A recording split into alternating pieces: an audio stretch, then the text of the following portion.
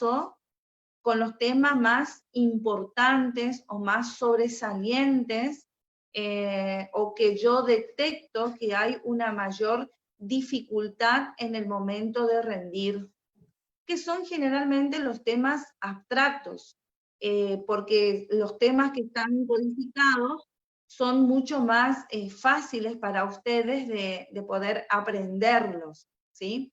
Entonces, creo que los conceptos del derecho, que es un tema básico, yo siempre hago la aclaración, es el tema primordial, es el primer tema con el que comenzamos el estudio de la carrera de Derecho. Y quiero contarles que cuando yo cursé el doctorado en Derecho, es un curso de posgrado, ¿no es cierto?, el doctorado, en la materia, como ustedes, Introducción al Derecho, tenemos Epistemología del Derecho, el examen de esa materia consistió en una pregunta, y la pregunta era, ¿qué es el derecho? Vaya paradoja para mí que comencé estudiando la carrera con la pregunta de ¿qué es el derecho? Y en un posgrado, en una instancia superior, también me plantean esa pregunta de ¿qué es el derecho? Porque lo que hoy entendemos nosotros como derecho no es la misma concepción que han tenido todos los pensadores, los investigadores, los sociólogos, los filósofos acerca de lo que es el derecho. Es por ello que nosotros en clase hacemos una evolución pasando por diferentes autores, tratando de remarcar aquellos autores que tuvieron alguna incidencia en lo que es la teoría general del derecho, ¿sí? Es por ello que vemos a Oliver Holmes, a Carlos Cosio, a Hans Kelsen, a Helbert Hart, a Lon Fuller, y finalmente nos centramos en el concepto del doctor Meave, que es un concepto más nuevo, digamos, que se abarca más a lo que es la realidad social, a lo que hoy entendemos por la palabra derecho. Yo les propongo a ustedes que hagan consultas con familiares, con vecinos, con la gente del barrio, con el kiosquero, con el carnicero, con el colectivero, con el remisero, con el inspector de tránsito. Si ustedes le preguntan, y esto es un trabajo que también hacemos en la cursada de Introducción al Derecho, van a ver de que es muy amplio el concepto del derecho. Todo tiene que ver siempre desde el punto de vista que uno está ejerciendo en ese momento. Por ejemplo, el kiosquero lo va a ver por su lado, o tendemos a relacionarlo con lo más cercano que estamos viviendo o estamos pasando en nuestras vidas. Pero en definitiva no hay un concepto unívoco del derecho, sino que el derecho, como toda la sociedad, se tuvo que ir adaptando a estos nuevos avances de la sociedad. Y es acá que hago la conexión, digamos, sin centrarme en el estudio de cada uno de los diversos autores que hacen o que incidieron en la teoría general del derecho, vamos a centrarnos en lo que es el contexto del derecho. Tanto el doctor Meave, haciendo eco del doctor Santiago Nino, ellos dicen de que el derecho, como el aire, está en todas partes. ¿Qué quiere decir esto? Que el derecho está en los más variados actos de nuestra vida social. El derecho, nosotros tenemos, si nos ponemos a pensar, tenemos un contacto estrecho con el derecho en todo el transcurso de nuestra vida, desde que nacemos hasta que morimos, desde que nos levantamos hasta que nos acostamos. En clase siempre les suelo preguntar a los estudiantes, ¿qué contactos tuvieron hoy con el derecho? Por ejemplo, los que toman transporte y celebraron un contrato tácito, ¿sí?, de transporte, los que tuvieron que pagar, comprar algún cigarrillo, algún caramelo, un Mento Plus, y celebraron un pequeño contrato de compraventa. Los que vienen manejando y tienen que observar algunas reglas de tránsito. Entonces vemos que todos nuestros actos de la vida civil, ¿para qué hablar que prendemos la luz, que usamos el agua, que tenemos servicio de cable, servicio de internet, ¿sí? Todos esos son contactos con el derecho porque están regidos con lo que se llaman contratos de adhesión. Cuando nosotros tomamos un pasaje, un colectivo, no discutimos el precio, la tarifa ya está delimitada. Entonces nosotros nos adherimos a esa tarifa, ¿sí? Entonces fijémonos cómo reflexionemos cómo es el contacto estrecho que tenemos con el derecho sin pretender tener un contacto con el derecho. Cuando nosotros nos levantamos y prendemos la luz, no somos conscientes que estamos teniendo un contacto con el derecho de que si yo pago el servicio de luz, tengo derecho a hacer el uso de ese suministro. Si yo no pago la boleta, DPEC me va a cortar el suministro eléctrico.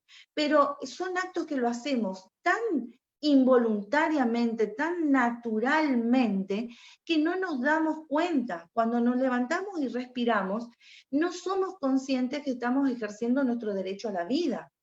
Cuando salimos a la calle a circular libremente, no somos conscientes que estamos haciendo uso del derecho a circular libremente por la vía pública. Entonces, imaginémonos cuánto más inmiscuidos con el derecho vamos a estar si tenemos, si pretendemos entablar alguna relación con el derecho. Por ejemplo, si planeamos casarnos, si yo me levanto y digo, bueno, hoy me voy a ir a pedir fecha del matrimonio. Estoy por celebrar un contrato de matrimonio, ¿sí? Divorcio, reconocimiento de un hijo, hacer un contrato de locación, hacer un contrato de compraventa, iniciar una acción de prescripción adquisitiva, una acción de prescripción liberatoria, etcétera. O sea, cuando nos proponemos realmente tener algún contacto específico con el derecho, para lo cual obviamente siempre necesitamos el asesoramiento previo, ¿sí? Entonces, ¿qué es lo que le quiero decir con todo esto? Que el derecho nos va acompañando en todos los actos de nuestra vida civil. Siempre está presente el derecho en nuestra vida. Entonces, a poco que nosotros avanzamos en el estudio del derecho en la sociedad, vemos que tenemos dos tipos de dimensiones.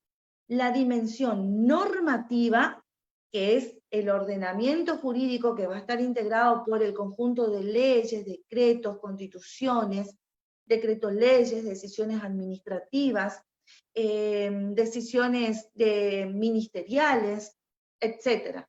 Como también tenemos por el otro lado la dimensión pragmática, o sea, el derecho puesto en práctica.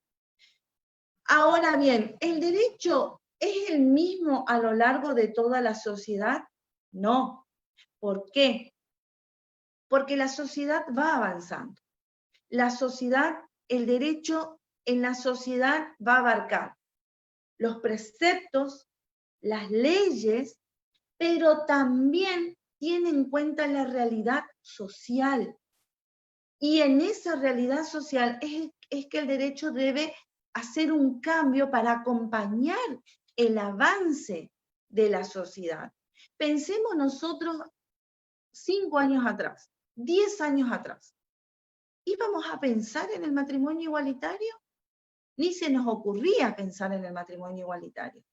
Pero sin embargo, al producirse en la sociedad cada vez más casos de personas del mismo sexo que se unían con la intención de constituir o formar una familia, es que el derecho tuvo que acompañar ese avance social. y se tuvo que sancionar la ley de matrimonio igualitario. Si nos vamos más atrás todavía y pensamos en el divorcio, en el año 1980 no existía el divorcio vincular. La ley 23.515 es mucho más nueva. Lo que había era la separación de hechos, lo cual no devolvía la aptitud nupcial. La persona no podía volver a casarse. Pero sin embargo, lo que sucedía en la realidad es que cada vez habían más personas, parejas que se separaban y luego formaban nuevas familias sin poder casarse, con todos los perjuicios o prejuicios que eso causaba. Por ejemplo, en los colegios católicos no admitían a los chicos de padres separados. Era un impedimento para el bautismo, ¿sí? Independientemente de lo mal visto que podía estar a nivel social. Siempre te decían, pero va a dejar de ser señora, como que el título de señora lo otorga el ser esposa de, ¿sí? Entonces, esta realidad social de que se formaban nuevas familias es que hizo necesario que la sociedad avance,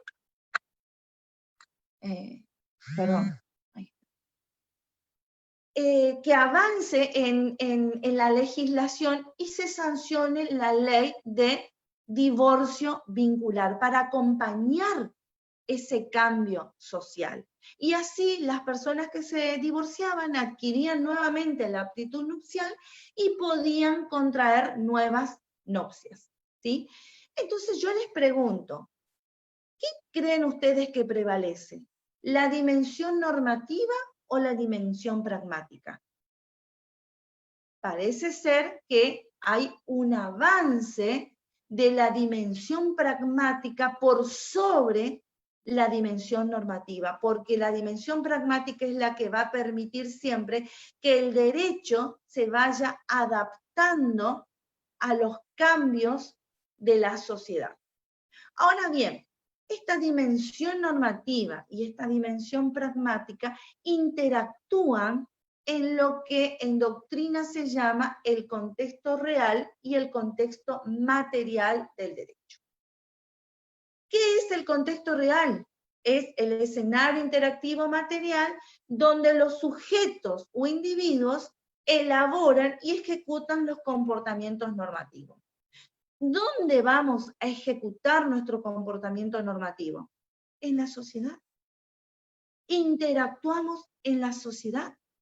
Entonces, el contexto real es la sociedad, porque es allí donde ejecutamos nuestros comportamientos normativos, interactuamos el uno con el otro.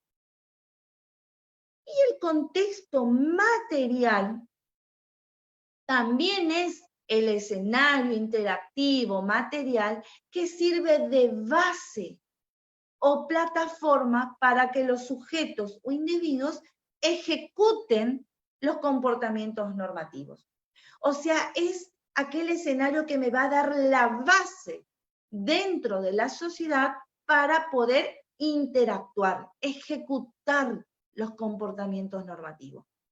¿Cuáles son esas bases? ¿Dónde es el primer escenario que nosotros interactuamos? Todos nacemos en el marco de una familia. Entonces, la familia es el primer contexto material, es el primer escenario donde vamos a interactuar. Luego tenemos las escuelas, luego tenemos los clubes, en los ámbitos laborales, los ámbitos de estudios superiores, ¿sí? Y el ámbito de las reuniones de los amigos o las reuniones sociales. Todo esto que le nombré, familia, escuela, universidades, ámbito laboral, iglesia, club, grupo de amigos, son lo que constituye la base, que sería el contexto material, para comenzar a interactuar en el contexto real que es la sociedad. ¿Sí? Bueno, ¿alguna pregunta hasta acá? ¿Alguien quiere hacer alguna pregunta? Bueno, si nosotros seguimos avanzando en el estudio de estos temas, que son los que por ahí tienen una mayor complejidad, vamos a desarrollar lo que en el programa está como sociedad, cultura y derecho. ¿Sí?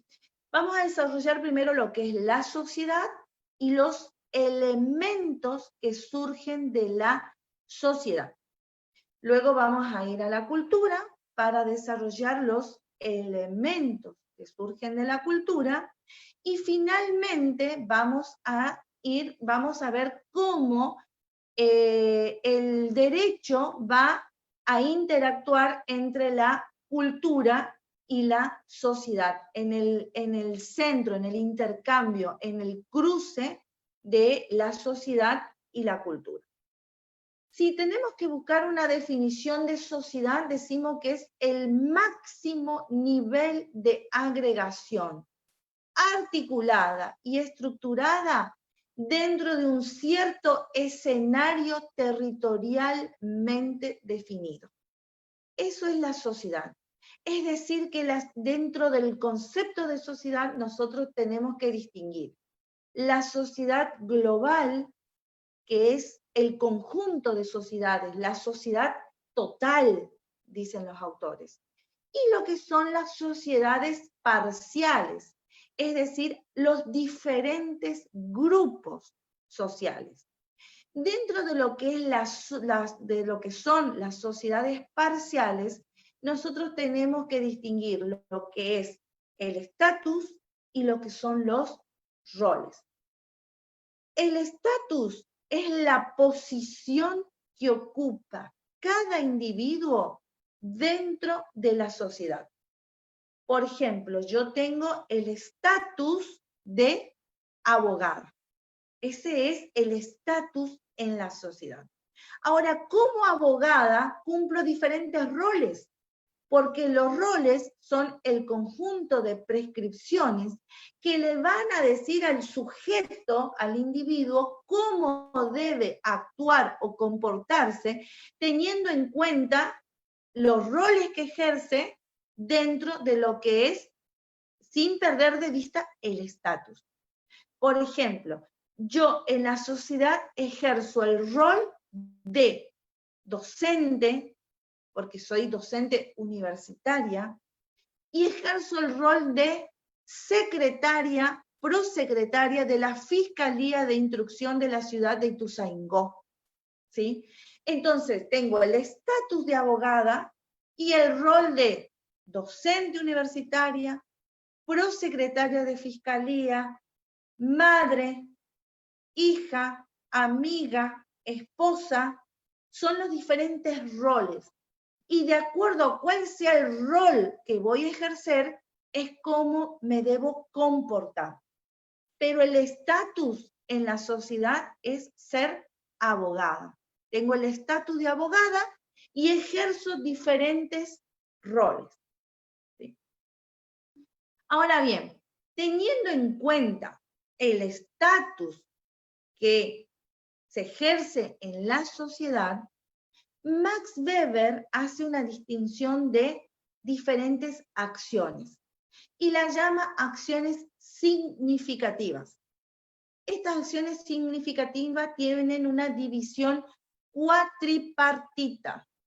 Tenemos la acción racional con arreglo a fines, acción racional con arreglo a valores, acciones tradicionales y acciones afectivas. Muy bien. ¿Cuáles son las? Acá este es un punto central que generalmente salen mal cuando tienen que exponer con esta unidad de estudio, o sea, con esta bolilla, digamos. ¿Por qué? Cuando nosotros hablamos de sociedad, nosotros estamos hablando de ustedes tienen que tener en cuenta que las dos primeras acciones son racionales, ¿sí? O sea que el sujeto la ejerce de forma racional. Por eso es acción racional con arreglo a fines y acción racional con arreglo a valores. En la acción racional con arreglo a fines, el sujeto, el individuo, actúa racionalmente y se propone un fin determinado. Un fin racional, porque lo piensa, lo sospesa, lo elabora, ¿sí? Y luego va a buscar medios también racionales que le van a ayudar a la concreción de su fin. Por ejemplo, ustedes realizaron una acción racional con arreglo a fines cuando se propusieron estudiar derecho. Se propusieron un fin que es ser abogados o escribanos. Y luego combinaron medios también racionales para alcanzar ese fin. Se inscribieron en una carrera, seguramente antes habrán sospechado dónde estudiar, en una pública, en una privada, irme a estudiar a otra provincia, quedarme acá, vinieron del interior, tienen que pagar alquiler, cuánto van a gastar, cómo voy a solventar los gastos. Todo eso se hace de manera racional. Y luego el hecho de que se hayan inscrito en la carrera, que se hayan inscrito en la materia, que estén estudiando introducción al derecho, que el lunes, martes, no sé qué día es 3, rindan introducción al derecho y aprueben introducción al derecho, como seguramente van a aprobar el resto de las materias, eso es una acción racional con arreglo a fines, porque ustedes están cumpliendo medios racionales tendiente a alcanzar un fin determinado, que es ser abogado. ¿Sí? Muy bien.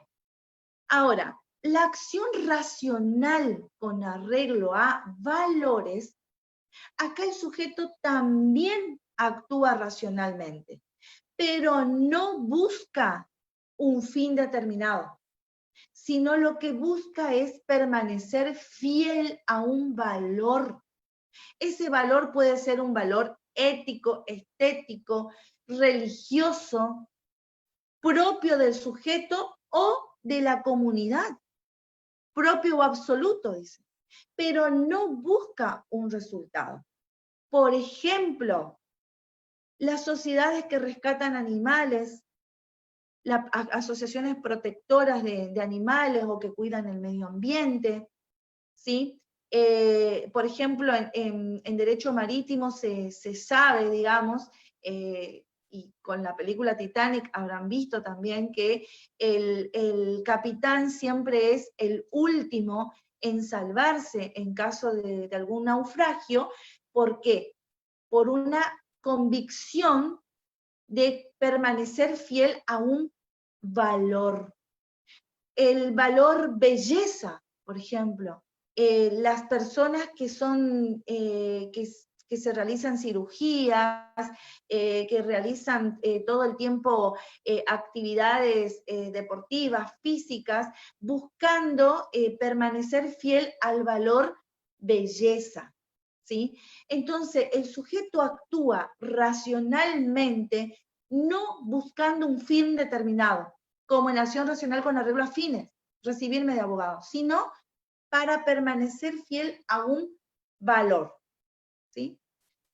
Luego tenemos las acciones tradicionales, que son aquellas acciones que todos los individuos la realizan porque se la van transmitiendo de generación en generación. Por ejemplo, la celebración de Navidad, de Año Nuevo, la celebración o el recordatorio de las fechas patrias, la celebración de los cumpleaños, la celebración del Día del Amigo, etc. O sea, todas aquellas acciones que las repetimos porque tradicionalmente nos fueron transmitiendo esas celebraciones. Y luego tenemos las acciones tradicionales ocasionales, que son aquellas que se instalan en la sociedad por un tiempo determinado y luego pasan de moda.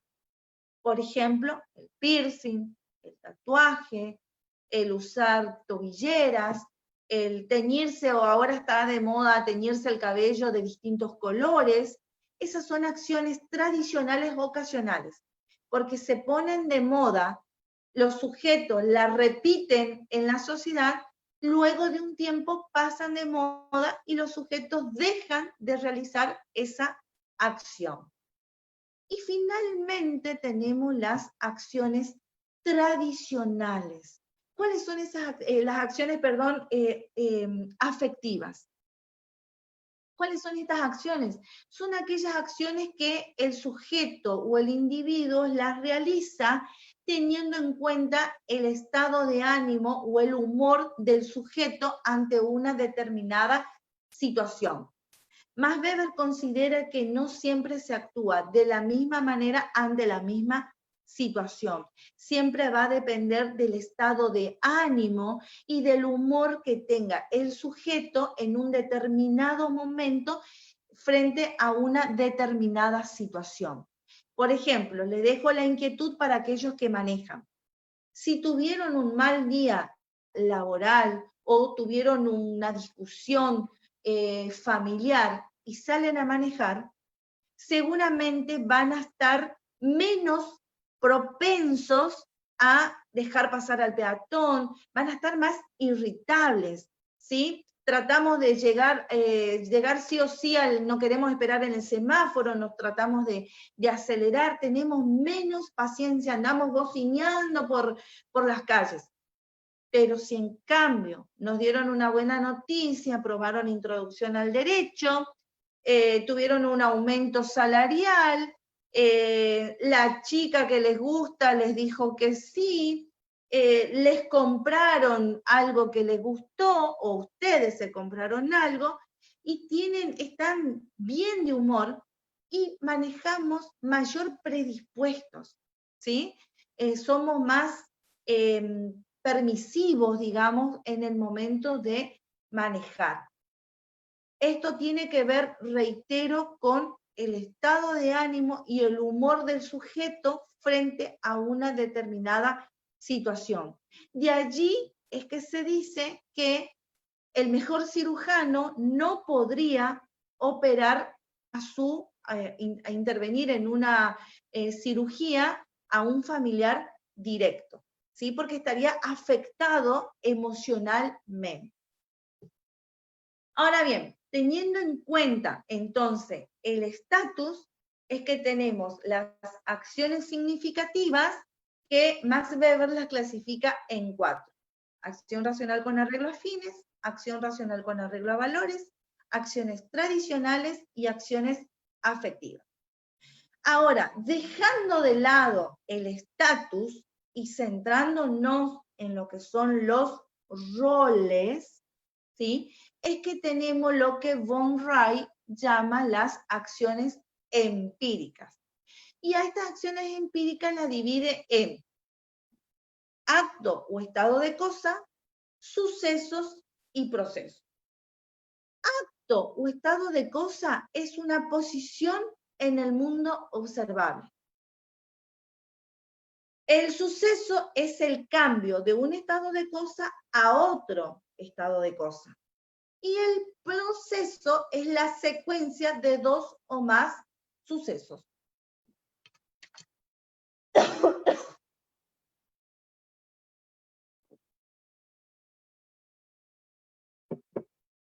Muy bien. Hasta acá entonces es lo que desarrollamos de lo que es la sociedad y de los elementos que surgen de la sociedad. Ahora bien, vamos a pasar a lo que es la cultura. Si nosotros nos preguntamos qué es la cultura, vamos a concluir que la cultura es todo lo que aprendemos como miembros de la sociedad. La cultura es una manera de pensar, de sentir y de actuar. Dentro de lo que es la cultura, nosotros tenemos elementos que surgen de la cultura. ¿Sí? Así tenemos lo que son las ideas, las creencias, los valores, y dentro de lo que es la cultura también tenemos lo que son las instituciones. ¿Qué son las instituciones? Son las pautas de regulación normativa. ¿Cómo se distinguen estas instituciones? Se van a distinguir en derecho, moral, usos y costumbres. ¿Qué es el derecho? Y acá podemos tomar cualquiera de las 7 definiciones que damos en clase generalmente, que son los diferentes, el recorrido que hacemos en la evolución del concepto del derecho de los diferentes autores. Por ejemplo, podemos tomar el concepto de Cossio y decir que el derecho es la conducta en interferencia intersubjetiva. O sea, derecho es la conducta de sujetos que se interfieren. O podemos decir, siguiendo a Kelsen, que el derecho es el conjunto de normas jurídicas obligatorias. ¿Y por qué hago la aclaración de jurídicas? Porque las normas que no son jurídicas no son derecho. Para que sea derecho tiene que ser normas jurídicas obligatorias. Las normas morales, las normas religiosas, no integran el concepto del derecho, ¿sí? No abarcan al concepto del derecho. ¿Qué es la moral? Y la moral es lo subjetivo. La moral es el conjunto de prescripciones que le van a decir al sujeto cómo debe comportarse teniendo en cuenta su propia conciencia, ¿sí? O sea que la moral es interna, el derecho es externo. El derecho nos obliga independientemente de la aquiescencia personal de cada uno. El derecho le obliga, ¿puedo yo estar o no a favor o en contra del matrimonio igualitario? Pero no por ello no va a existir la ley de matrimonio igualitario, ¿sí? Entonces, ¿qué es lo que quiero decir con esto? Que para poder cumplir una norma moral, primeramente la tengo que tener aprendida, concebida a esa norma en mi interior. En cambio, el derecho, no. ¿Por qué? Porque el derecho es heterónomo. El derecho nos obliga independientemente de la aquiescencia personal de cada uno. Y los usos y costumbres son hábitos y usos sociales interactivos que son aceptados y repetidos con un valor normativo. O sea que cuando ustedes les decimos que nos den un ejemplo de usos y costumbres, generalmente nos dicen tomar mate, comer asado los domingos. Eso no es un uso social en el sentido de las instituciones. Puede ser una acción tradicional que la repetimos de tradición en tradición, generación tras generación. Es distinto, es una acción tradicional, pero no es un uso social. Hábitos y usos sociales aceptados y repetidos con valor normativo. Si yo no como asado, si yo no tomo mate, no tengo ninguna sanción. No está legislado en ninguna ley el tomar mate o el comer asado, ¿sí? Entonces, para que tenga trascendencia jurídica, es necesario que tenga un valor normativo. ¿Sí? Ahora bien, dentro de lo que es la sociedad que vimos, los diferentes acciones, también hemos visto lo que es la cultura y los elementos que surgen de la cultura, las ideas, las creencias, los valores, la cultura material, que también es todo lo que comúnmente se denomina con el nombre de cosas, o sea, todas las cosas, todo lo que el hombre genera en la sociedad se llama cultura material. Y eso integra también el concepto de cultura, el concepto genérico de cultura. Y dentro de cultura también hemos visto que conforman las instituciones con la división tripartita de derecho, moral, usos y costumbres, ¿sí?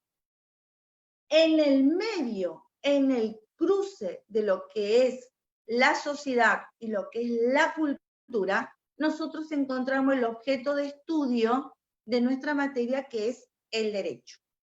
Ahora, si los estudiosos del derecho, los científicos del derecho, le dan mayor prevalencia o preeminencia a los elementos que surgen de la sociedad, entonces el concepto del derecho va a estar fundamentado o argumentado en base a la acción. Como por ejemplo el concepto de Carlos Cosio, que dice que el derecho es conducta en interferencia intersubjetiva. Ahora, si los estudiosos, los científicos del derecho, dejan de lado los elementos que surgen de la sociedad y se centran en los elementos que surgen de la cultura, el concepto del derecho va a estar argumentado en base a las normas, a los preceptos, a las reglas. Por ejemplo, el concepto del derecho que nos da Hans Kelsen, que nos dice que el derecho es el conjunto de normas jurídicas obligatorias. O bien, también dice que es un orden coactivo normativo, ¿sí? Y así, digamos, los diferentes autores. Si le dan prevalencia a los elementos que surgen de la sociedad, el derecho va a estar argumentado en base a la acción. En cambio, si le dan mayor prevalencia a los elementos que surgen de la cultura, el derecho va a estar fundamentado en las reglas, ¿sí? Hasta acá es lo que podemos sintetizar de lo que es el derecho, la sociedad, la cultura y el derecho. Otro tema que es bastante, es simple, es un tema muy simple, pero que no deja de tener su propia complejidad, es el estudio de lo que se conoce como el derecho objetivo y el derecho subjetivo. ¿Qué es el derecho objetivo? El derecho objetivo es el ordenamiento jurídico, el conjunto de normas jurídicas obligatorias, ¿sí? Ahora bien, hasta acá, de maravilla siempre los estudiantes en las mesas libres. Cuando le preguntamos, deme un ejemplo de ordenamiento jurídico. Y ahí es donde se traban, ¿sí? Pero pensemos, ¿qué integra en el ordenamiento jurídico? Y en primer lugar, el ordenamiento jurídico va a estar integrado, siguiendo el orden de prelación de las leyes, por la Constitución Nacional y los tratados internacionales, los 11 tratados internacionales con jerarquía constitucional, artículo 75, inciso 22, y los que se fueron incorporando a lo largo de estos años. Luego van a seguir las leyes nacionales, las leyes dictadas en consecuencia de la Constitución, o sea, los diferentes códigos, el Código Civil y Comercial, el Código Penal, el Código Aeronáutico, los códigos procesales, ¿sí? Luego van a seguir todas las leyes nacionales, los decretos nacionales. Luego va a seguir la Constitución provincial, las leyes provinciales, los decretos provinciales. Luego nos vamos a un escalón más abajo con las normas que surgen de los municipios, las resoluciones municipales. Luego nos vamos a ir a las decisiones judiciales y finalmente a las concesiones particulares, o sea, a los contratos celebrados entre los particulares. Eso es el orden de prelación normativo siguiendo la pirámide de Hans Kelsen. Entonces, Cuando nosotros decimos que el ordenamiento jurídico es el derecho objetivo, tenemos que hacer referencia, tenemos que hacer mención a este plexo normativo. Entonces, cuando le decimos, por ejemplo, ahí ustedes deberían responder, por ejemplo, el ordenamiento jurídico argentino que está integrado por la Constitución Nacional, leyes nacionales, ¿sí? Porque si no queda como muy abstracto decir, es el ordenamiento jurídico. Pero el ordenamiento jurídico, ¿qué es? Y es todo este plexo normativo. Y ahí pueden nombrar cualquier ley, ley de salud, ley de tránsito, las leyes penales, el Código Civil y Comercial, cualquier ley. Esos serían ejemplos de ordenamiento jurídico. Ahora bien, ¿qué es el derecho subjetivo? El derecho objetivo es la regulación de conductas y el derecho subjetivo es la conducta ya regulada. Del derecho subjetivo van a surgir dos elementos importantes. ¿Por qué? Porque nosotros tenemos que tener en cuenta que el derecho subjetivo es la relación jurídica o el conjunto de relaciones jurídicas. De estas relaciones jurídicas, cada una de estas relaciones jurídicas va a estar integrada por la facultad que tiene el sujeto titular de exigir el cumplimiento de la obligación. El elemento facultad. Y si hay una facultad es porque existe el deber jurídico de cumplir. O sea que por el otro lado es un correlato de facultad, deber jurídico. Si alguien tiene el derecho de exigir es porque alguien tiene el deber jurídico de cumplir. Siempre se va a dar esta bilateralidad en el derecho, que es otra de las características y diferencia que existe entre lo que es el derecho y lo que es la moral. Algunos autores consideran que el derecho subjetivo es solamente un elemento de la relación jurídica, o sea, la facultad. En cambio, en sentido amplio, otros autores consideran que el derecho subjetivo es la relación jurídica, que va a estar integrada por la facultad y el deber jurídico. En un sentido estricto, entonces se dice que el derecho subjetivo es solamente un elemento de la relación jurídica, que sería la facultad. Ahora bien, este derecho subjetivo entendido como facultad se va a distinguir en 4 tipos. Tenemos, en primer lugar, que son las diferentes manifestaciones del derecho subjetivo. ¿Cómo se va a manifestar ese derecho subjetivo? De 4 maneras. Primero, el derecho de exigir del obligado el cumplimiento de la prestación. O sea, el derecho que tiene el titular de la acción de exigirle al sujeto pasivo que cumpla con aquello a lo cual se ha obligado. Primera manifestación. Segunda manifestación, el derecho de crear, modificar, transmitir o extinguir derechos y obligaciones. Por ejemplo, el derecho a crear un contrato de locación, a crear un contrato de compraventa, a realizar, otorgar un poder general, a realizar una cesión de derechos, una cesión de derechos hereditarios y acciones posesorias. Por ejemplo, el casarse, el divorciarse, el reconocer un hijo, ¿sí? Todos esos actos se hacen teniendo en cuenta la manifestación del derecho subjetivo como facultad, el derecho de crear, modificar, transmitir o extinguir un derecho o una obligación. La tercera manera en que se va a manifestar el derecho subjetivo son lo que se llama, Aftalión lo llama de una manera peculiar, lo llama los derechos de libertad. Atención, derechos de libertad no es lo mismo que derecho a la libertad.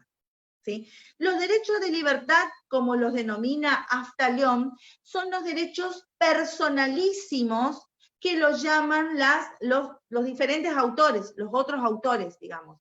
¿Cuáles son esos derechos personalísimos? El derecho a la vida, al honor, a la libertad, a la libre circulación, a la integridad física, a la integridad sexual.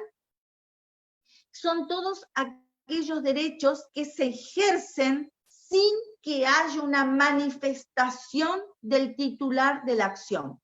Por ejemplo, para yo ejercer mi derecho a la vida, no debo reclamarles a ustedes, advertirles a ustedes de que deben respetar mi derecho a la vida. El derecho a la vida se ejerce y el sujeto pasivo son toda la sociedad. No hay una petición del individuo para que el derecho se ejerza, como si, por ejemplo, el derecho de exigir del obligado el cumplimiento de la prestación. Yo debo exigirle, debo pedirle al sujeto pasivo que cumpla con la obligación. En los derechos personalísimos, no. Nosotros no andamos por el mundo pidiéndole a la sociedad entera, que es el sujeto pasivo, que respete nuestro derecho a la vida, al honor, a la libertad, a la integridad física, a la integridad sexual, a la libre circulación. Simplemente los derechos se ejercen y el sujeto pasivo, o sea, aquellos que están obligados a respetar ese derecho, es toda la sociedad. Y por último, tenemos la cuarta manifestación, es el derecho a cumplir el propio deber. Este es un derecho que fue incorporado gracias a García Maínez. ¿Por qué es importante con este derecho? Porque este derecho nos permite liberarnos a tiempo de una obligación. Por ejemplo, ¿qué sucede si un matrimonio se separa? Matrimonio que están casados, se separa el matrimonio y, como suele suceder el 90% de las veces, la madre no quiere recibir la cuota alimentaria. Y el padre, tienen 1, 2, 3 hijos, tienen hijos en común, donde el padre quiere cumplir con su obligación alimentaria hacia sus hijos, pero la madre le impide. Y la madre le dice, mi hijo y yo no necesitamos nada de vos. ¿Qué puede hacer ese padre? Gracias al aporte de García Maínez puede liberarse a tiempo de su obligación y cumplir con el propio deber. Entonces, ese padre tendrá que realizar una consignación judicial. Deberá consignar judicialmente el pago.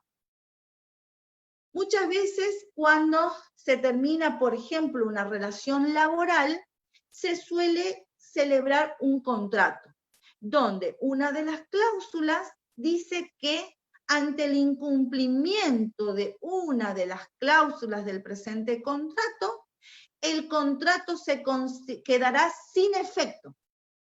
Entonces, algunas estrategias utilizadas, ¿cuáles? Quedamos en que la indemnización va a ser pagada en 12 cuotas mensuales y consecutivas de 5.000 pesos, supongamos.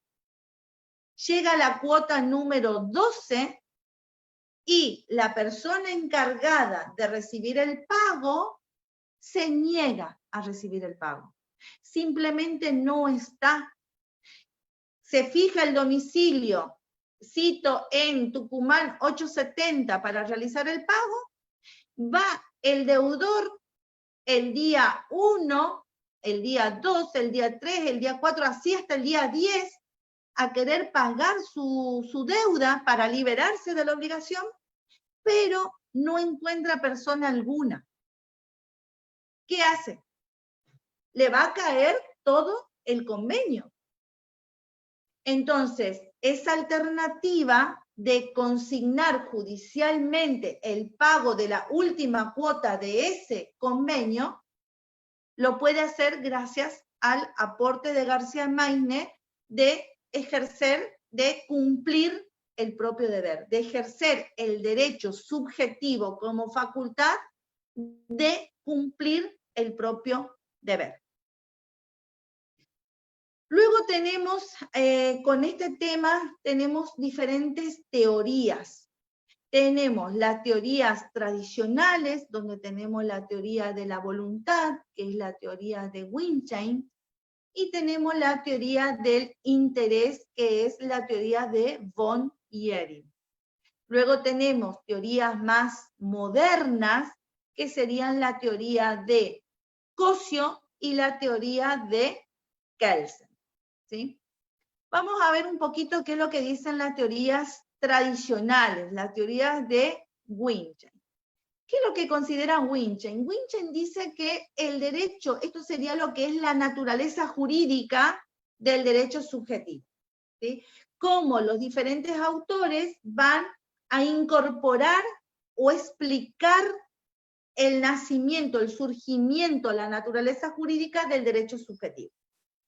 Entonces Wittgenstein dice que el derecho subjetivo es un poder o señorío de voluntad conferido a todos los hombres, por el ordenamiento jurídico. O sea, el ordenamiento jurídico es quien nos dota de voluntad para que podamos ejercer el derecho. ¿Cuál es la primera crítica que se le va a hacer a Ehring? La primera crítica es que no siempre es necesario la voluntad para poder ejercer el derecho. ¿Qué pasa con el caso de los insanos, o sea, de las personas incapaces? ¿Qué pasa con los menores de edad? ¿Qué pasa con el nasciturus, o sea, el feto, aquel ser que aún no llegó a nacer? ¿Acaso no tienen voluntad o está viciada la voluntad? ¿Y acaso, porque no tengan voluntad, no van a tener el derecho subjetivo de, por ejemplo, recibir una herencia? Parecería que no. Entonces, el primer error de Wittgenstein es que no tuvo en cuenta determinadas situaciones donde la voluntad del sujeto va a ser suplida por los representantes legales, independientemente de que ellos tengan o no voluntad, ¿sí? Otro caso que no fue previsto en la teoría de Wittgenstein es que para el ejercicio de determinados derechos no es necesaria solamente la voluntad del sujeto para que el derecho se efectivice, sino que es importante y trascendental que esa manifestación de voluntad vaya acompañada de una determinada formalidad establecida en la ley. Por ejemplo, si yo me paro frente a usted con mi perro, un bulldog francés que está durmiendo acá en el sillón plácidamente, y manifiesto mi voluntad de querer casarme con el perro, ¿sería válido? Y no, porque para que el matrimonio sea válido, tienen que ser personas, ¿sí? Entonces, por más que yo manifieste mi voluntad de casarme con un perro, no podría ejercer el derecho, ¿sí? ¿Qué pasa si yo me paro frente a ustedes con una persona y manifiesto mi voluntad de contraer matrimonio? ¿Sería válido? Tampoco, porque para que el derecho sea válido, esa manifestación de voluntad de contraer matrimonio con otra persona debe ser ante autoridad competente. ¿Quién es la autoridad competente? En principio, el oficial público, o sea, el oficial del registro de estado civil y capacidad de las personas. O en su defecto, el juez del lugar, el juez de paz, por ejemplo. Entonces, para que el acto sea válido, más allá de la voluntad, se requiere el cumplimiento de determinada formalidad. Y esa manifestación de voluntad, además de que debe ser manifestada ante autoridad competente, debe ser en presencia de dos testigos. ¿Qué pasa si yo manifiesto mi voluntad frente a todos ustedes de dejar todos mis bienes para Galarza Luis? Y mañana me muero. ¿Galarza Luis podría venir y pretender cobrar la herencia porque tiene un audio donde yo manifiesto que le dejo todos mis bienes? Y no. ¿Por qué?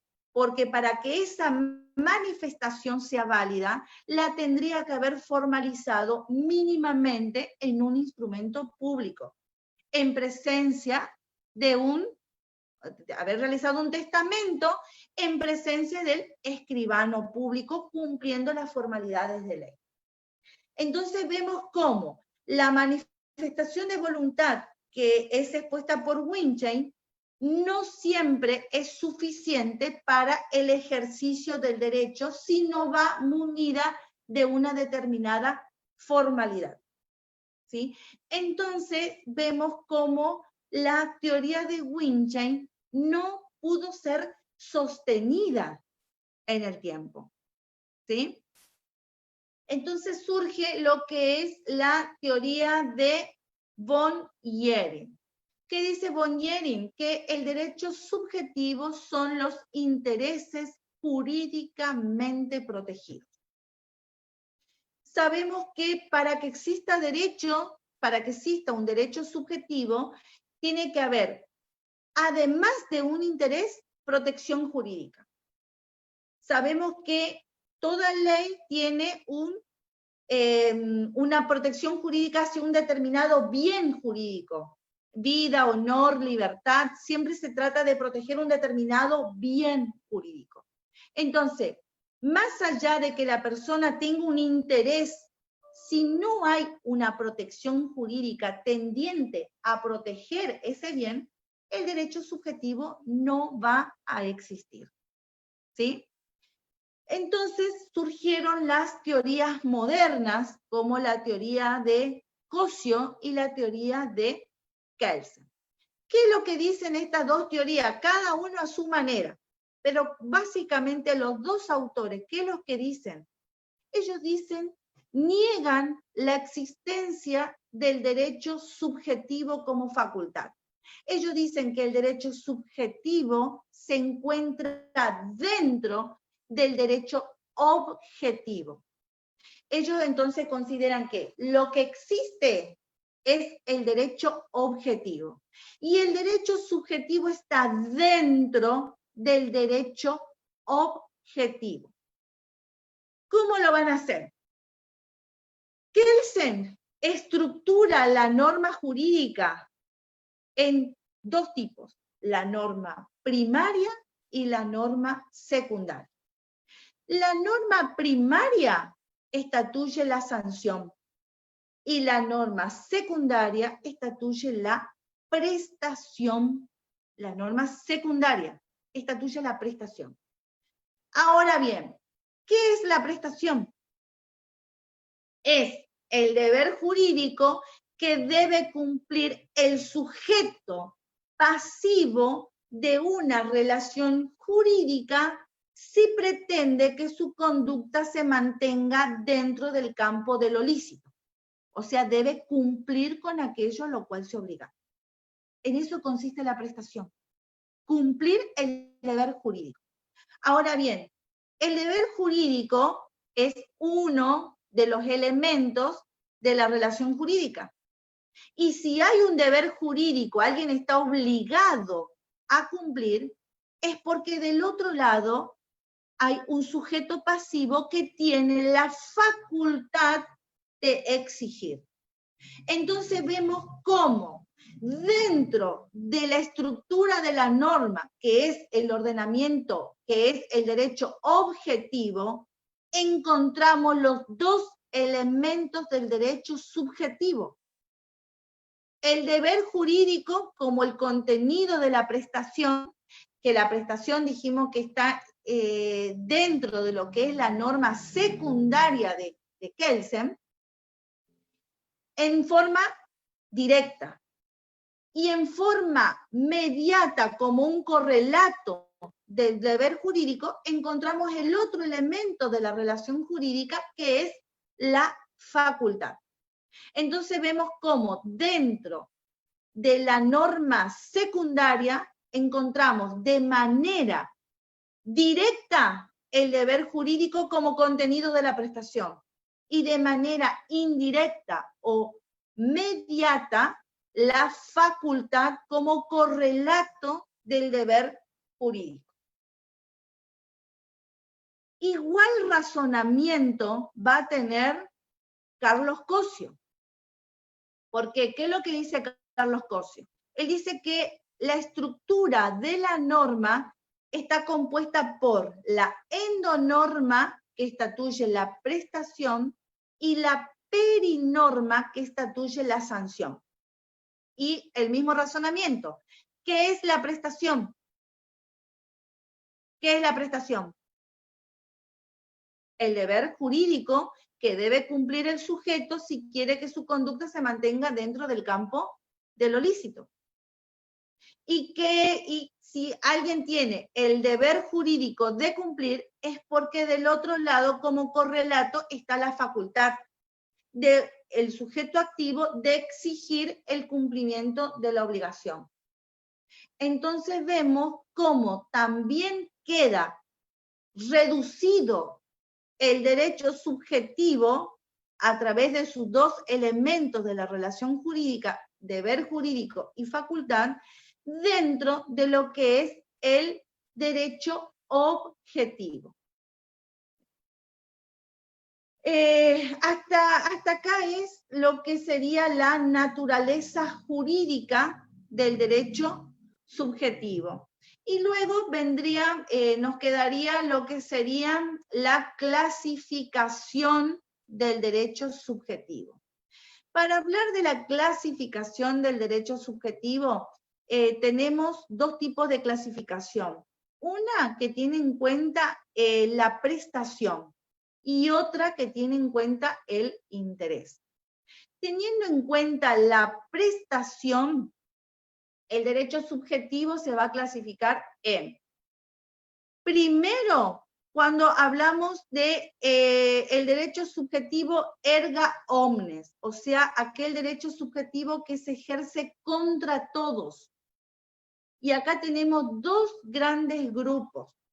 Tenemos los derechos personalísimos, que son todos aquellos derechos que se ejercen o que le corresponden a la persona por el solo hecho de ser tal. No necesitan una manifestación de voluntad para que el derecho exista. Y ahí tenemos el derecho a la vida, al honor, a la libertad, a la integridad física, integridad sexual, etc. Luego también tenemos los derechos reales. ¿Cuáles son los derechos reales? Aquellos derechos donde hay una relación directa e inmediata entre la persona y la cosa. Dentro de lo que son los derechos reales, nosotros tenemos los derechos reales sobre la cosa propia, y ahí dividimos dominio y condominio. Luego tenemos derechos reales sobre la cosa ajena, usufructo, uso, habitación, servidumbre. Y derechos reales de garantía, hipoteca, prenda y antícrasis. Luego tenemos los derechos reales que no se ejercen contra todos. Y acá tenemos los derechos potestativos. Son aquellos derechos que otorgan o confieren potestades. Y acá tenemos responsabilidad parental, ¿sí? Que es lo que antes se conocía como patria potestad. Hoy en día, con la unificación del Código Civil y Comercial, se llama responsabilidad parental. Tutela y curatela. Luego tenemos otro conjunto de derechos relativos, no erga omnes, sino absolutos erga omnes, sino relativos. Tenemos los derechos creditorios, obligacionales o personales. Esos son los tres nombres con que lo van a encontrar de acuerdo al autor con el cual ustedes estudian. Si ustedes estudian de acuerdo al autor va a ser la denominación que le van a dar. Ojo, no vayan a confundir derechos personales con derechos personalísimos. Los derechos personales es la denominación que adquiere el Código. El Código Civil y Comercial los llama derechos personales, ¿sí? Son aquellos derechos donde tenemos un sujeto activo, un sujeto pasivo y la prestación. Por ejemplo, la obligación de dar, la obligación de hacer y la obligación de no hacer. Ahora, otros grupos de derechos son los derechos intelectuales, que los derechos intelectuales lo ubicamos dentro de los derechos erga omnes, o sea, dentro de los derechos absolutos. ¿Por qué? Porque se ejercen contra todos. El sujeto pasivo de los derechos intelectuales es toda la sociedad. Esta clasificación es teniendo en cuenta el criterio de la prestación. Si tenemos en cuenta el criterio del interés, los derechos subjetivos se van a clasificar en patrimoniales y extrapatrimoniales. ¿Cuáles van a tener contenido patrimonial? Y pensemos, ¿los derechos reales tienen contenido patrimonial? Sí, tienen contenido patrimonial. Y los derechos obligacionales, creditorios o personales, que son las obligaciones de dar, hacer o no hacer. Ese tipo de obligaciones también tienen un contenido patrimonial. Ahora, contenido extra patrimonial, y van a tener los derechos personalísimos, el derecho a la vida, al honor, a la libertad, a la integridad física, integridad sexual, y los derechos personalísimos, como dijimos, y los derechos potestativos, o sea, aquellos derechos que confieren u otorgan potestades, como por ejemplo la responsabilidad parental, la tutela y la curatela. Ahora bien, los derechos intelectuales van a tener características patrimoniales porque al autor de una obra le corresponde un porcentaje por la reproducción. Y va a tener un contenido extrapatrimonial porque tiene el derecho de que nadie, ningún sujeto de la sociedad pueda alterar o reproducir su obra sin su consentimiento. Ese derecho es un derecho extra patrimonial. Entonces vemos cómo los derechos intelectuales van a tener categorías patrimoniales y categorías rasgos extra patrimoniales. Hasta acá es lo que podemos exponer de lo que es el derecho objetivo y el derecho subjetivo. No sé, Omar, vos me dirás cómo continuamos.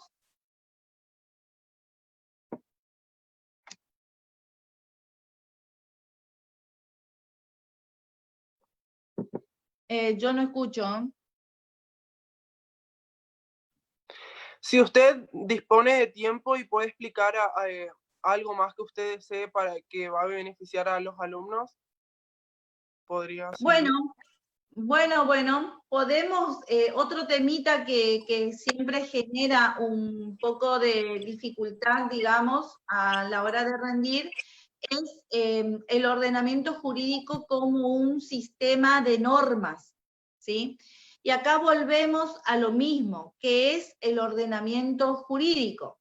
Dijimos que el ordenamiento jurídico es un conjunto de normas que rigen en un determinado momento y en una determinada sociedad, ¿sí? Eso es lo que es el ordenamiento jurídico. Dentro de lo que es el ordenamiento jurídico, nosotros lo relacionamos con lo que es el derecho positivo, la positividad del derecho. La nota de positividad es abstracta, o sea, no está mentada en la norma como si están mentados los conceptos de alguien obligado, alguien pretensor, el deber jurídico. ¿sí? Pero sin embargo, la nota de positividad hace a la existencia del derecho. En cambio, la nota de alguien obligado, alguien protensor y el deber ser hacen a la esencia del derecho.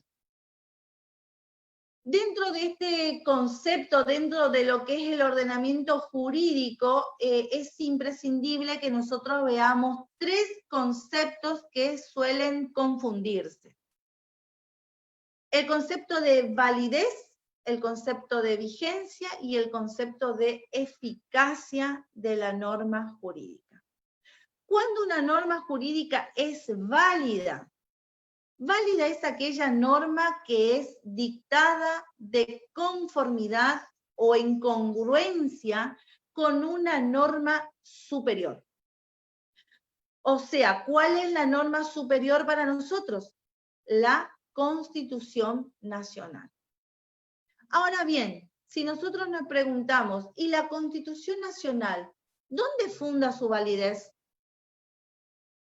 Entonces, para poder responder a esa pregunta, los autores, entre ellos Hans Kelsen, crea de una creación nociológica, crea lo que sería la norma fundamental.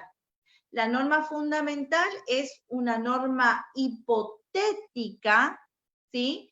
Que es la que le va a dar la base a la primera Constitución.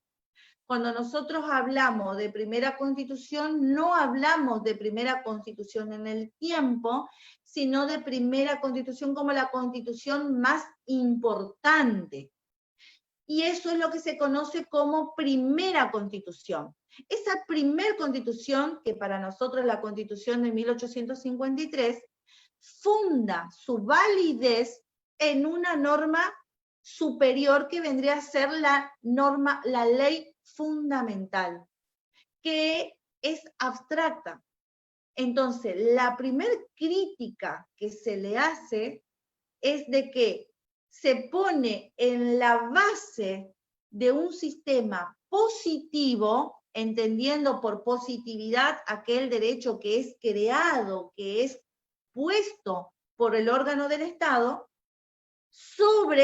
pone sobre la base de un ordenamiento positivo una norma no positiva, una norma que es de creación nociológica, una norma hipotética, pero que sin embargo sirve para fundamentar a la primera Constitución.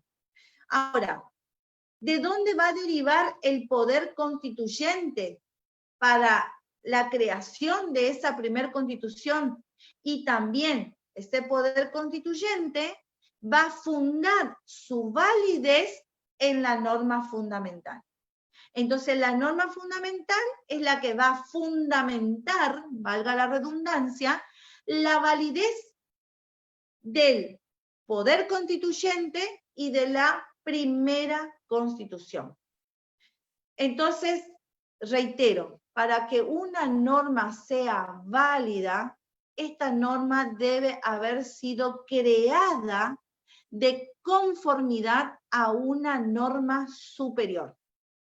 Entonces, si la norma que creemos atacar, porque para todo esto existe lo que se llama el control de constitucionalidad, hay diferentes recursos para ver si una norma es o no válida, inconstitucional se dice, lo que hay que mirar es si esa norma contradice a una norma superior.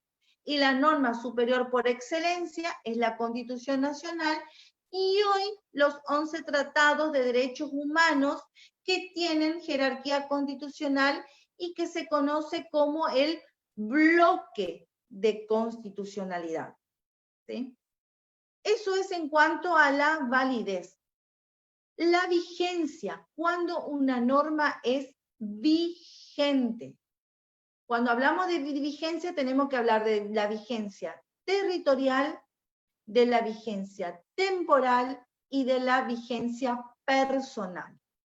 La vigencia temporal sabemos que las normas rigen dentro de un determinado territorio. Eso le corresponde al derecho internacional, público y privado. Ahora bien, hay veces que se suele extender la validez territorial de la norma. Y, por ejemplo, podemos hacer valer normas del ordenamiento jurídico en otro estado, en España, por ejemplo. ¿Sí? Entonces ahí se extiende la validez espacial de la norma o territorial. Otras veces la norma se va a restringir a un determinado territorio. Por ejemplo, las leyes de emergencia van a regir únicamente, van a restringir la validez de esa norma para la zona de catástrofe. Eso en cuanto a la validez territorial o espacial. Luego tenemos lo que es la validez temporal, o sea, a partir de cuándo rige la norma. Y acá nos tenemos que remitir al artículo 5 y al artículo 7 del Código Civil y Comercial. El artículo 5 dice que las leyes rigen si tienen día determinado a partir de ese día. Y si no tienen día determinado, a partir del 8º día siguiente al de su publicación en el boletín oficial. Ojo, porque no es que la publicación de la ley tiene que salir por Facebook o me enteré por TN Noticias. No, la publicación de la norma tiene que ser en el boletín oficial. A partir del día que determinen, porque puede salir publicada hoy la norma, 31 de julio del 2020, para que comience a regir a partir del 1 de octubre del 2020. Esa es una hipótesis. Otra hipótesis es que la norma salga publicada hoy, 31 de julio del 2020, y comience a regir, y no diga cuándo comienza a regir. Entonces, va a comenzar a regir a partir del 8 de agosto del 2020.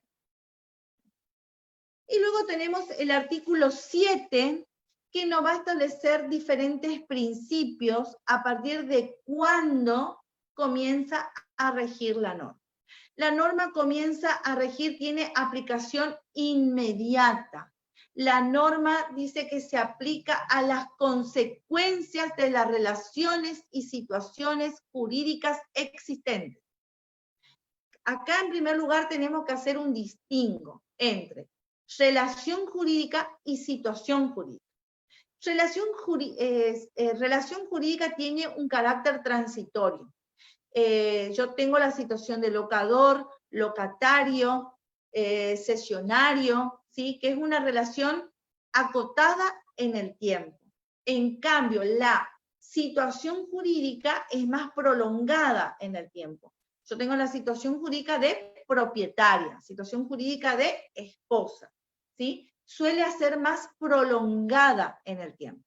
Entonces dice que las leyes, a partir de su entrada en vigencia, se aplica a las consecuencias de las relaciones y situaciones jurídicas existentes.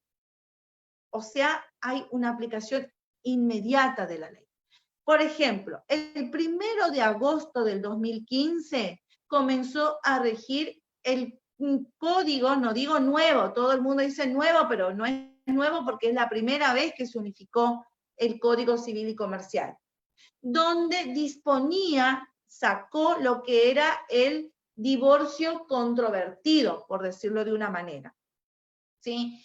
¿Y qué es lo que dispone este nuevo código? Que lo que comúnmente ustedes conocen como el matrimonio, el divorcio, que no existe divorcio express, esto valga la redundancia.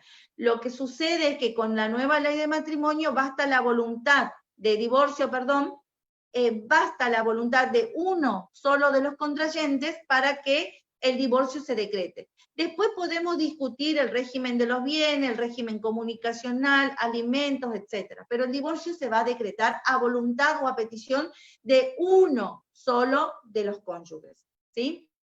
Entonces, a partir del 1 de agosto del año 2015, que comenzó la unificación del Código Civil y Comercial, teníamos muchos matrimonios, muchos divorcios que venían en pleito, que estaban en pleito de hacía años, porque antes se necesitaba, si el divorcio era controvertido, duraban 10, 15, 20 años el divorcio.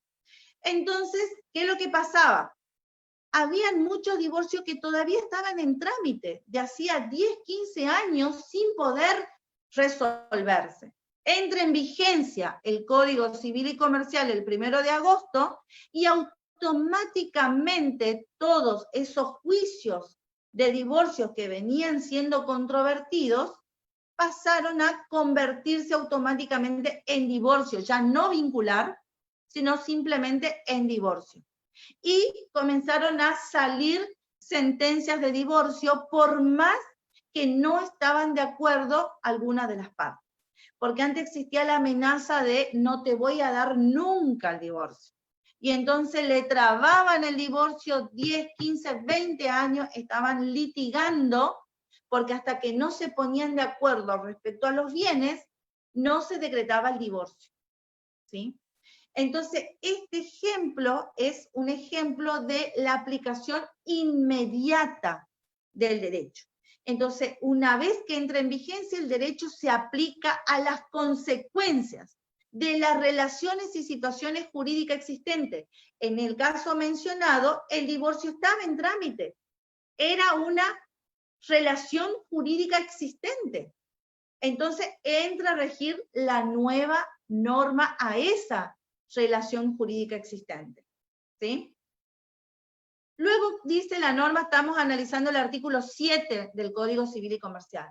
Dice que no tienen efectos retroactivos, sean o no de orden público, salvo disposiciones expresas en contrario. Entonces acá viene el segundo principio que se aplica a este artículo. No tienen efectos retroactivos, ¿sí?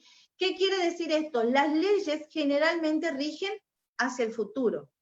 Si la ley autoriza la legislación retroactiva, tiene que estar mencionada en la misma ley. Y esa retroactividad en ningún caso puede afectar derechos amparados por garantías constitucionales. Luego dice la norma, a los contratos en curso de ejecución no se aplican las leyes supletorias. ¿Por qué? Porque se supone que una ley supletoria suple la voluntad de las personas. O sea, todo aquello que las personas no lo dicen expresamente es porque hay una ley que lo va a decir por ellas. Entonces, si en el momento de celebrar un contrato yo me acogí a una ley supletoria y luego la ley modifique esa ley supletoria, yo no me puedo ver alcanzado por esa nueva ley supletoria, ¿sí? Entonces, los contratos en curso de ejecución no son aplicables las nuevas leyes supletorias. Salvo, y ahí viene una excepción, que nos va a remitir al primer párrafo, salvo, dice la misma norma, los derechos del consumidor. ¿Por qué? Porque los derechos de defensa del consumidor se suponen que siempre van a beneficiar al consumidor, ¿sí? Y luego tenemos la vigencia personal. Para ello nos remitimos al artículo 4 del Código Civil y Comercial y al artículo 20 de la Constitución Nacional. O sea, ¿a quién va a regir las leyes? A todos los habitantes del territorio de la República Argentina, sean ciudadanos extranjeros, residentes o transeúntes, nos dice la norma. O sea que a todo aquel que pise el territorio argentino va a estar regido por las normas nacionales o provinciales, o sea, por todo el ordenamiento jurídico. Y finalmente tenemos lo que es la eficacia.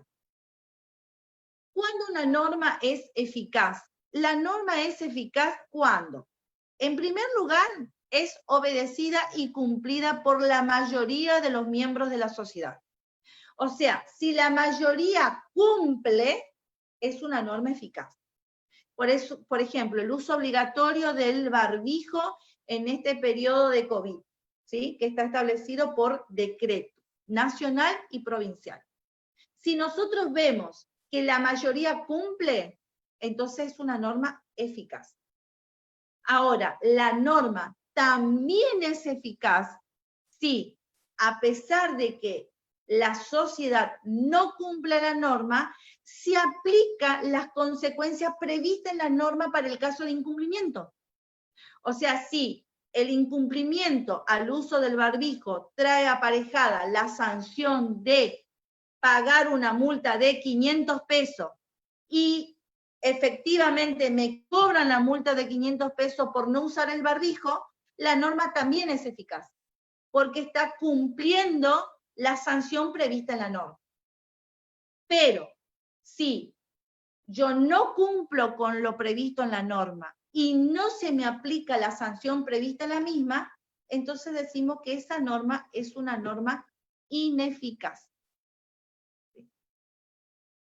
Bueno, Omar, no sé, por la hora ya se nos fue bastante. No se escucha. Sí. Si usted va hasta acá, le agradezco, doctora. Bueno, muchas gracias. Muchas gracias a ustedes. Si hay alguna pregunta. No dejaron ninguna pregunta. Bueno, entonces, les agradezco. Le agradezco por estar presente de parte de todos mis le agradezco de parte de todos mis compañeros y compañeras por estar presente en esta clase y les deseo éxito a todos los que van a rendir la mesa libre del 3. Muchos éxitos también, muchas gracias por convocarme, siempre a disposición de los estudiantes sobre todo, y agradezco este espacio y les deseo muchos éxitos también a todos los estudiantes. Los esperamos el 3 en las mesas. Así será. Tengan buenas tardes. Muchas gracias, doctora. Gracias, hasta luego. Hasta luego, gracias. Hasta luego.